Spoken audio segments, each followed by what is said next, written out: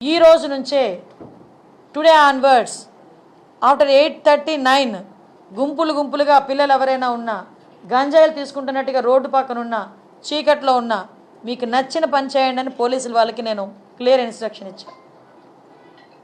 At the same time ఈరోజు కొంచెం మరీ ఇంకోటి విషయం ఏంటంటే స్మెల్ డిటెక్ట్ చేయాలి. వీళ్ళు డిటెక్ట్ చేయాలి ఈ గంజా ఎక్కడుంది ట్రాన్స్పోర్టేషన్ టైంలో. స్మెల్ డిటెక్ట్ చేయడానికి రెండు ఉన్నాయి డాగ్స్ పైన. రెండు అసలు నిజంగా ఈ రాష్ట్రాన్ని ఏమి చేసేద్దాం అనుకున్నారు ఈ 5 సంవత్సరాలు నాకు అర్థం కాల. 2 డాగ్సా? కనీసం వాళ్ళకి ఇంకొకటి ఏంటంటే పోలీసులు చెప్తా ఉంటే బాధ అనిపించింది, సీజ్ చేసిన వెహికల్స్ని వేర్ హౌస్ అనేది కూడా లేదు ఈరోజు వరకు. అవన్నీ మాట్లాడితే ఒక పెద్ద ఆయన అన్నారు నాతో ఇందాక, మనకి కనీసం పోలీస్ అకాడమీ లేదండి.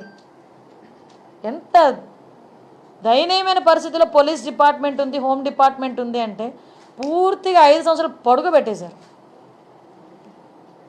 మీకు పోలీస్ అకాడమీ కట్టడానికి సెంట్రల్ గవర్నమెంట్ ఫండ్ 500 కోట్లు కర్నూలు దగ్గర మనకి అక్కడ అలాట్ అయింది. ఆ డబ్బులు ఏమండి అంటే ఏమో. గ్రేహౌండ్స్ అకాడమీకి మన దగ్గరే జగన్నాథపురంలో 1000 కోట్లు అలాట్ అయింది. వర్కులు జరుగుతున్నాయా అంటే తెలీదు. ఈ రోజు వరకు అది ఎక్కడుందో కనిపించలేదు ఈ 5 సంవత్సరాల్లో. అంటే ఎలాగ పోలీసులు వర్క్ చేస్తారు?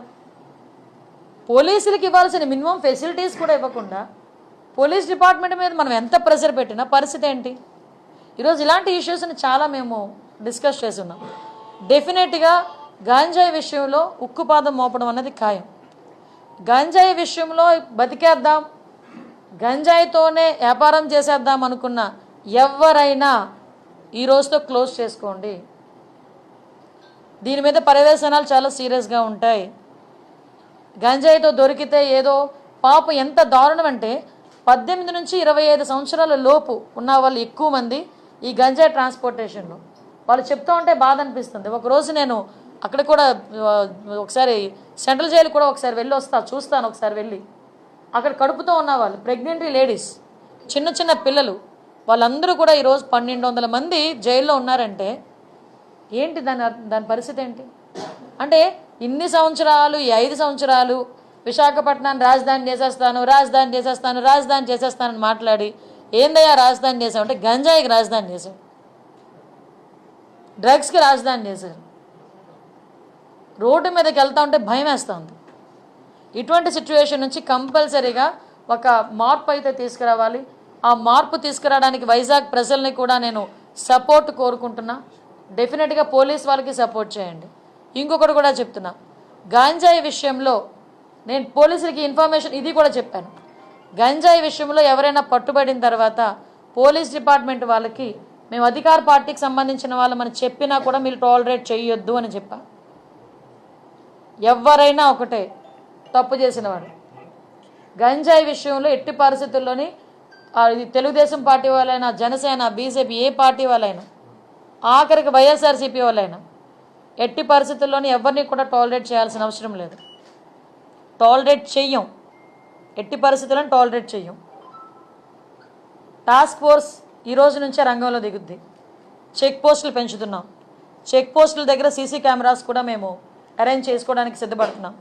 చెక్ పోస్టుల దగ్గర సీసీ కెమెరాస్తో పాటు దాన్ని మానిటర్ చేయడానికి ఆల్రెడీ కంట్రోల్ రూమ్స్ దగ్గర ఉన్నాయి.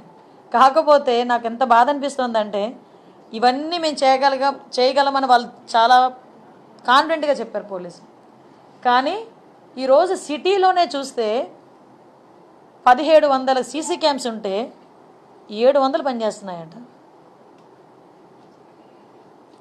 ఏంటి అంటే మెయింటెనెన్స్కి డబ్బులు లేవు ఈ 5 సంవత్సరాలు. పోలీస్ స్టేషన్ మెయింటెనెన్స్కి డబ్బులు లేవు. వాళ్ళు ఇచ్చే 8000 రూపాయలు కూడా 5 సంవత్సరాలు ఇవ్వలేదు.